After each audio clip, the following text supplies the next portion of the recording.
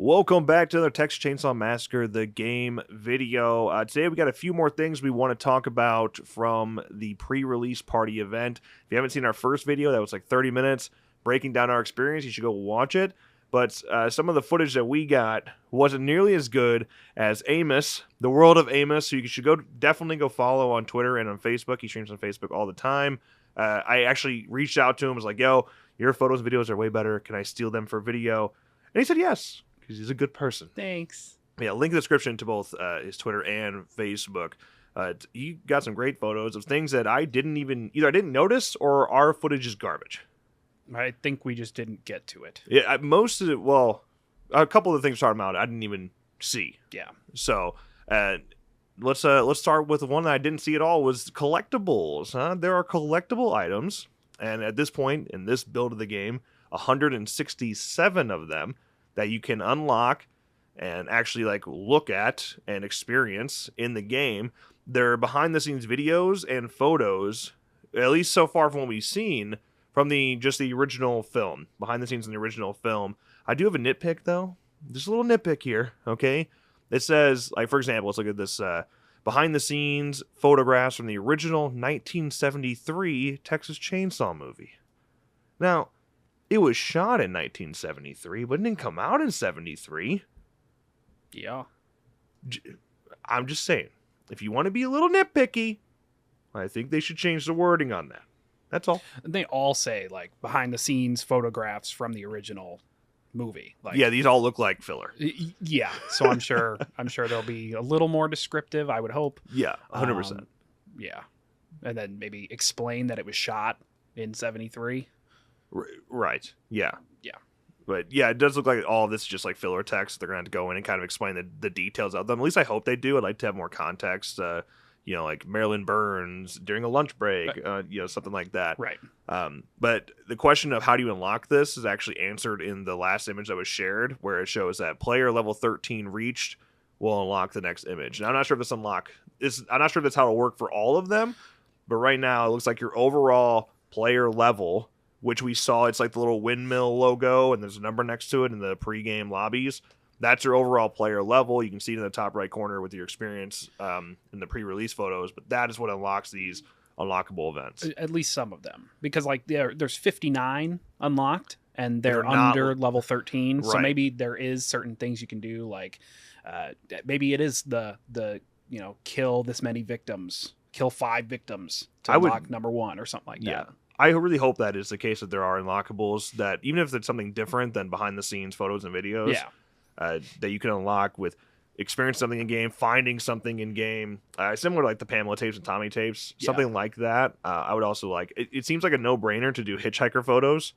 Yeah. I would love that. But also you could do like a Leatherface mask, skin mask found around the map or something. Yeah. That'd be kind of neat as a little collectible that actually could reference. Well, you don't want, if you're based on the rules of the canon here, which is a prequel, but it would be kind of nice to find faces of original victims from the movie. Yeah. That would be fun. Maybe we find Maria's face. How fucked up would that be? Yikes. In the remake, when I think it's Kemper, they have his face, like Leatherface wears his face, and you can tell it's him. If that moment happened with Maria's face, with the victims in the game, that'd be so scary. Yeah. There were some theories that the Pretty Woman mask is Maria's face. Oh. Could you imagine that? She is pretty. Yes. That would be pretty cool. I think this is really smart. Why not? If you're going to make a game based on the IP, why not use all that kind of B-roll stuff and sneak it in? Why not? Direct connection to the movie. I mean, yeah, and you're just introducing more people that never watched or never heard of the Texas Chain Saw Massacre, but love this game or at least play this game. You can introduce them with these cool behind the scenes things, and then if you're a fan, you're gonna like them anyway. Yeah, I'm really, really excited for that portion of it. It's a whole new generation being introduced to this movie for the first time. That's gonna be cool. Yeah, that's gonna be cool. Okay, next thing I want to talk about is playing at night. Amos got a few clips of playing at night at the family house, and we do know that it's confirmed that each map will have 2 different times of play. The family house is at dawn and at night. The slaughterhouse is at dusk and at dawn, so no night there. And then the gas station's at day and at night. Yes. I think I hit all those on the head. Okay. But the night clips, and we experienced this because we played at the gas station at night. A lot of people have been saying that they're just too bright. Yeah. It's too bright out there. That said, though, man, like I experienced playing on it. Yeah, it is bright, but it's kind of gotta be. Yeah. You still have to be able to see in a normal way. Don't get me wrong, it's still harder to see than if you were playing during the day, right? But it's still enough where you can't just completely vanish from sight as a victim. Like, that's already a thing that's a stealthy option that's a part of this game, hiding in shadows, hiding in plain sight. If you make it legitimately dark out there, you'll never find them. You'll never find them. So maybe they could darken up a little bit. I also think that the screen recordings coming from a camera and recording a TV are not really capturing the way that night looks. Because my experience, I thought the gas station looked way darker, to my eyeballs than it did to the clip that we have recorded, and same with Amos's clip. Agreed. So, yes, it's probably a little bit darker in person, but still, it is enough where you can make out what the hell you're doing. Right. Yeah. Maybe they could do like a hardcore mode. I still think a hardcore mode should happen with no HUD at all. But maybe they do a mode where it's like legit dark. Like, it's dark out like there. Flashlight driven. Man, that'd be so scary. That'd be so scary if it was just like the tiny little lights, like street light type lights. Yeah. It was super scary. But yeah, I also wanted to point out in the clip that Ames recorded of one of these night shots, Scout is dancing in the background, and that is the best part of all of it. She's great, by the way. If you've never met Scout, she's amazing. Super, super nice. And to watch her actually play the game, that was pretty cool. Yeah. That was nice. Case, off the pre-release party for just a second here, I want to talk about gore in the game. It's been a hot topic. Is there enough gore in this? Are we going to see more elaborate kills? Well, that was asked on the subreddit, and brand strategist Matt Shacha actually responded, and he said, hey, so a lot of discussion here, so I want to clear the air a little. As you all know, the tech test is not the final version of the game, so it's important to note here first and foremost. As for our vision for gore in the game, we are definitely trying to stay as true as possible to the original film, but we understand that modern horror fans expect a little more blood for their buck, if you know what I mean. We are definitely pushing past the absolute minimum gore in the original film, but not by much. We aim to be somewhere in a spot where the gore level is a bit more free-flowing, but still close to the original film, as above all else, authenticity is our focus.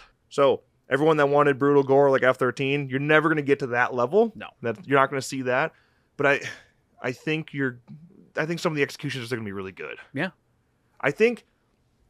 Okay, if we're going off of authenticity to the original film, the actions that are being performed by the family, by Leatherface especially, are still extremely brutal. Yeah. But they're just not seen in a brutal way. We have to visualize it in our brains. Yep. But what's happening is still very brutal. I think that's what the game is going to do. So you're still going to see Leatherface and the family doing brutal things. Chainsaws ripping through people. Actually, Sissy's kill in her ability reveal is a good example of that. Like, she goes back into the wound and saws. Yeah. It's disgusting. But you don't see anything. No. So I think that's what they're going to do. Well, yeah, that's the whole thing. People say, "Oh my God, this was so scary" when they saw it back in the day. Yeah. And they didn't really see anything. They imagined it as more scary than it was, more gory, if you will. Yeah, exactly. Like, you think you saw a bloodbath, but you really didn't. No. You imagined a bloodbath. I remember I was in a horror film class in college, and we watched Texas Chain Saw Massacre. And damn, I wish I had a class like that. That was one of the only ones that there were a couple people in my class saw them. For the rest of them, no one had seen them. Halloween, me and one other person had seen Halloween before. And I'm like, seriously? What's wrong with you people? You're in a horror film class? But you need it, apparently. But yeah, they were like, how much, on a scale from 1 to 10, how bloody is it? And she knew I was a horror fan, so she asked me last. And they were like, oh, it was like a 6 or 7 out of 10. 6 or 7. I'm like, 1. 0. I think I said a generous 2, maybe. Yeah, that makes sense. She's like, yep. Yeah. You just imagine it as more gory and intense as it was. I think the only thing, I don't mind. I don't really care about the executions. Like, whatever. Like, keep being creative with them. Do some more fun things. But I don't need some crazy dismemberment like F-13. I think the only time I'd want something a bit more gory with a bit more dismemberment would be the opening, like the opening scenes or closings. Well, really the opening scenes. So like what we saw Julie getting put in the hook and cut in half a million times. I think it'd be nice to see or hear. I don't care if I don't need to see it play out, but if we could actually like hear the legs plop onto the ground and the kind of the gut spilling out, and then if you find their body later, they are hanging there, cut in half. Yeah, that'd be interesting. Like maybe that cutscene changes where like Leatherface starts to saw into her, and then it like kind of zooms back and you see your other two, Cook or Hitchhiker or whoever, and then they kind of go away, and then we follow them up the stairs. Oh, see, that's and then we fun. hear the more screaming and blood dripping and stuff like that. That way you're still following your rules of authenticity. We're not seeing it happen, but then it's still kind of playing out. Yeah. And obviously, like, they don't care about the brutality of the body parts and shit found around the map. There's heads and guts and bodies. Bones. So why not do that with the victim dismemberment if you can. It might be a little bit trickier though, because the victim you see getting killed at the beginning of the game is a victim that's not selected. Right. So I don't know if that might make it tricky. I mean, once they start adding more victims, there will be more than just the one that wasn't selected. True. In due time. Yes. But so there you go. Just a little bit of a clear answer on Gore. That's all. Okay, now let's dive into cosmetics. We already shared some cosmetics in the last video, but I figured I'd go over what Amos took pictures of, just a little bit more clear. First of all, weapon selection cosmetics. That's a big one. Now, this has been a little bit confusing. I saw it in the subreddit and the Discord, people talking about it. The weapon selection option that you see in the screenshot is not a weapon selection in general. You're not selecting a weapon. You are selecting a cosmetic for the weapon. Yes. So you're gonna different colored weapons, bloody versions, things like that. Rustier. Right. Like, so things like that. I don't know how far they're gonna go with this beyond the chainsaw. The chainsaw is easy to throw cosmetics on. There's a million things you could do with that. Right. As for like the cook stick, I don't know there's much you can do you with want a stick. Brown handle, you want a black handle. Yeah, like I don't know if there's much you could do with that. Or even the switchblade that Sissy and Hitchhiker are using, I don't think you'd be able to really tell. You could maybe do some like Call of Duty skins on Johnny's hunter knife, Get some CSGO out here, loot boxes. The thing is, in a third-person game like this, where the field of view is so wide, with little knives like that, you're never really going to be able to tell. No. The chainsaw is the only big item that does that. Yes. I do wonder if this is opening a door to actual weapon selection. Leatherface has to use that damn chainsaw. There's no doubt about that. Right. But can the cook use something else? Can the hitchhiker use something else? Especially as you get to original characters. Like, we don't care if Johnny pulls out a machete instead of his hunting knife. Like, we don't care. That'd be cool.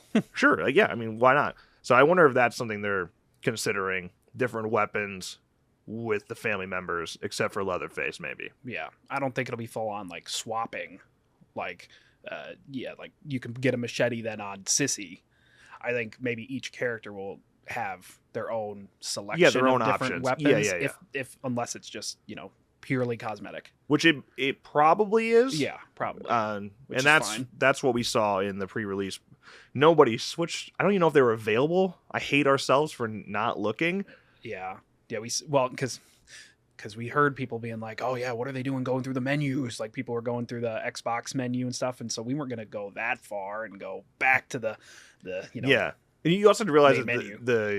the games are like people are trying to play them, so you can't just sit off and not ready up. Right, and there were people waiting right behind us to get out there. Yeah, I have regrets.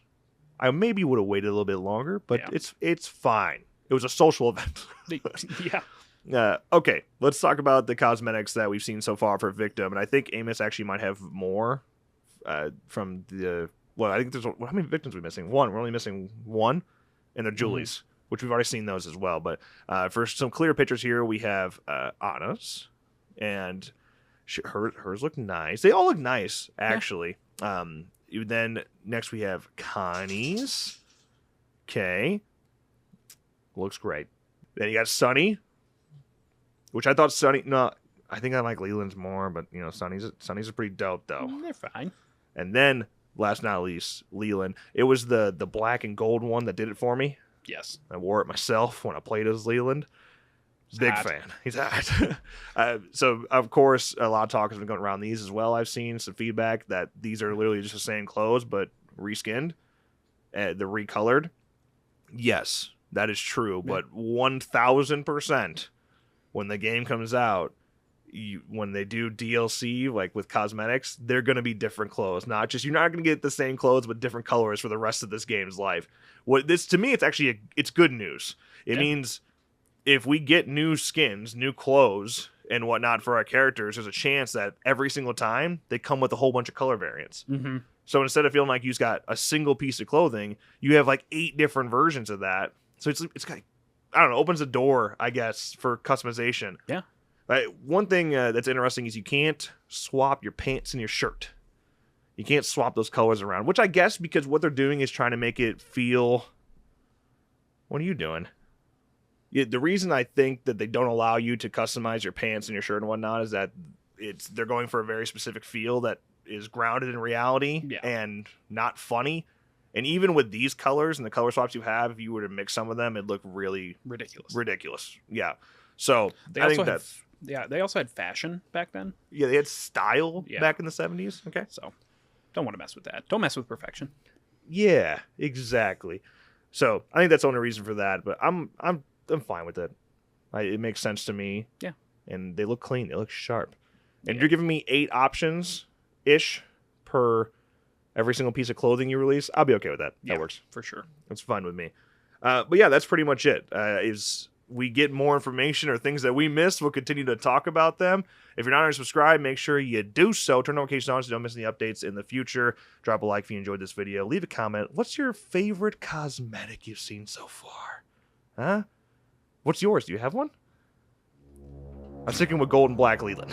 That was a good one. I think Sunny's like Charlie Brown looking striped one's pretty hot too. That was a good one. You know what the other one is? Julie's purple cosmetic that we have footage of. That's hot. That's hot. That's a good one. I like it. All right. With that, as always, thank you guys so much for watching, and we'll see you in the next one.